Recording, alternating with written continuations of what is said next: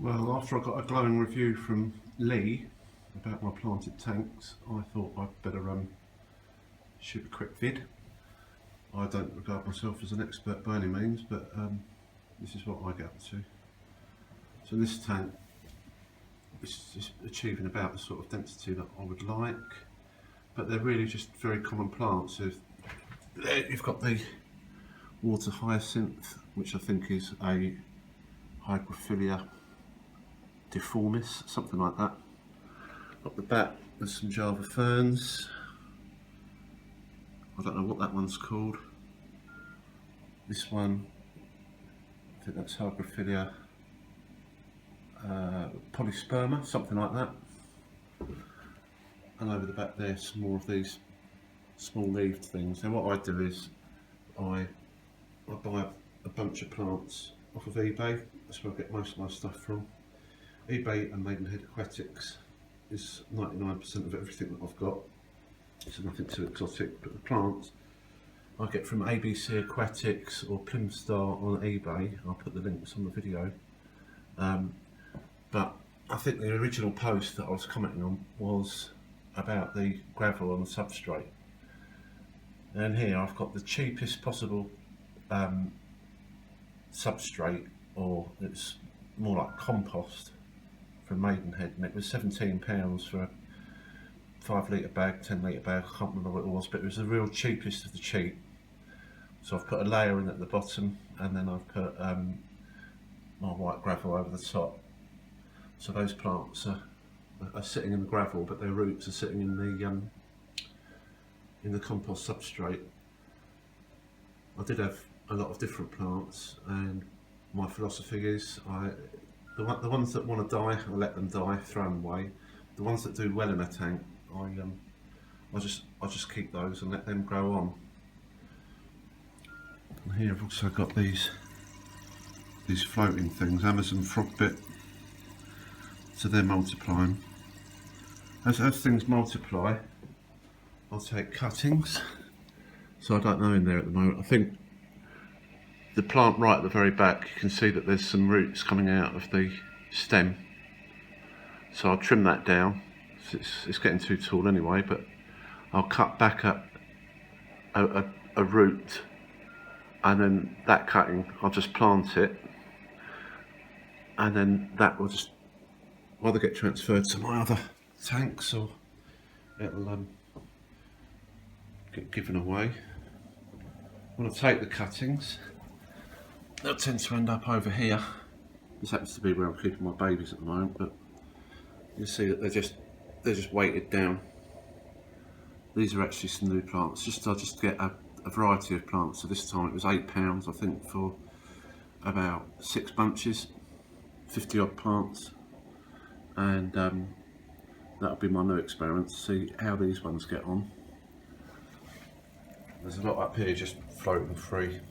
What I'll do with those is I'll plant those up into anything that I happen to have. So in this case, I'll take this bowl and I will get some fertiliser substrate, whether it's Columbo or the real cheapy stuff.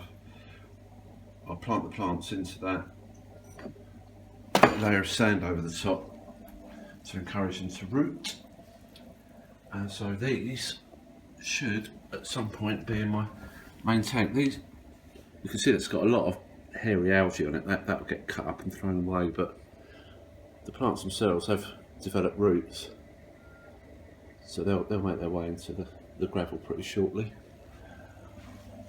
Over here where I've got my brine shrimp hatcheries, in there I just happen to have some Java fern that I was sorting out. There's some more water hyacinth in there. I tend to just leave it lying around until it gets roots on it. So in there, it looks a little bit mouldy at the moment, but there will be some in there which are getting roots.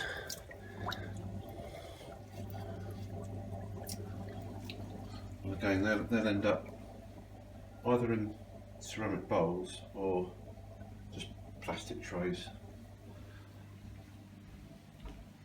But that was my first approach, was to just have a layer of gravel with the substrate underneath. I don't use CO2. If the plant needs CO2, it doesn't do too well in my tanks, and then I do without it in there. This is the first tank that I did, and that just had raw Colombo substrate at the bottom, and I could never get the TDS down because it's basically volcanic material which does dissolve into the water slightly and brings up the hardness TDS. And so what I eventually did was scoop out most of the Colombo. I didn't throw it away because it costs a bomb, and I just put a layer of sand over the top. So in there at the moment, I've just moved this tank, so it's all a little bit antiseptic. Java fern looks pretty sorry for itself because it was out of water. I forgot that I left it on the side, so that's probably not too good an advertisement for my skills. This stuff I get a lot of. I only ever bought one bunch, but it just carries on growing and growing, as does the water hyacinth. I don't bother with Kabomba because it just degenerates, falls apart, rots. But that was the way that I was going, just to get Colombo with a covering of sand over the top.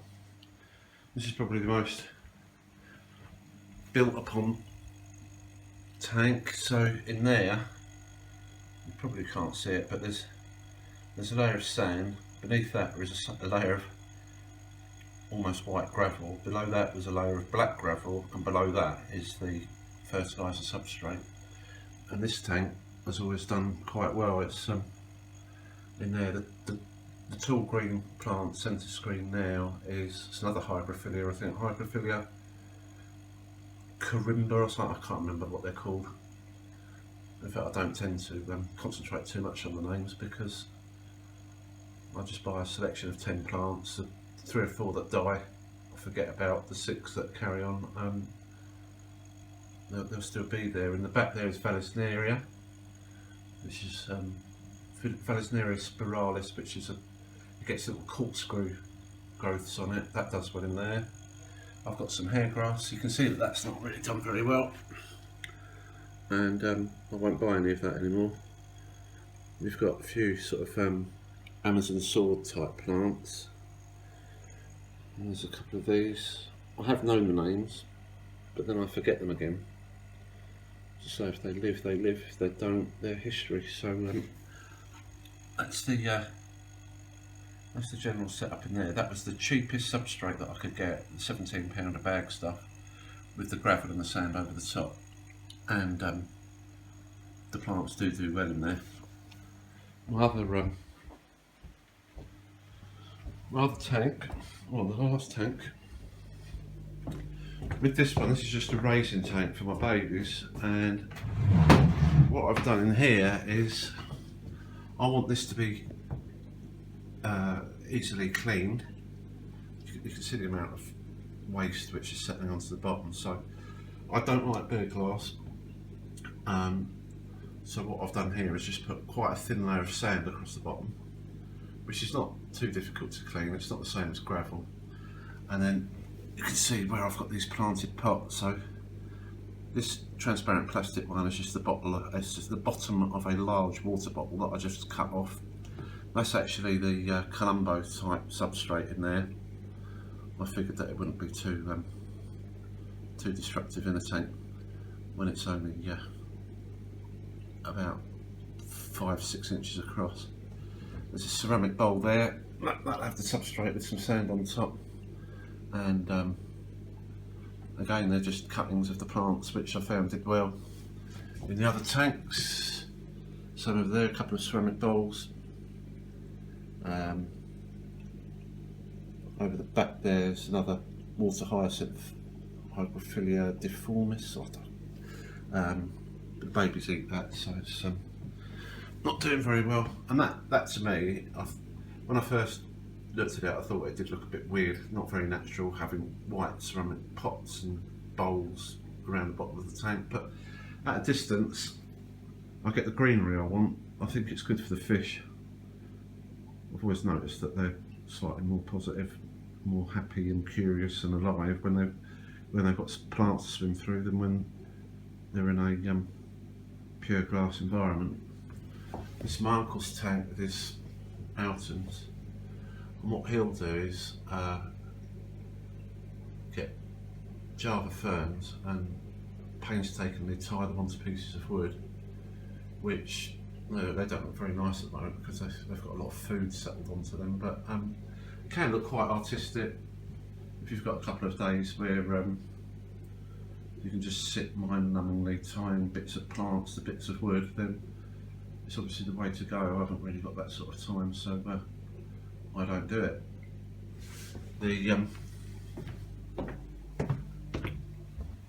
The real clincher for me is to have plants which don't need CO2.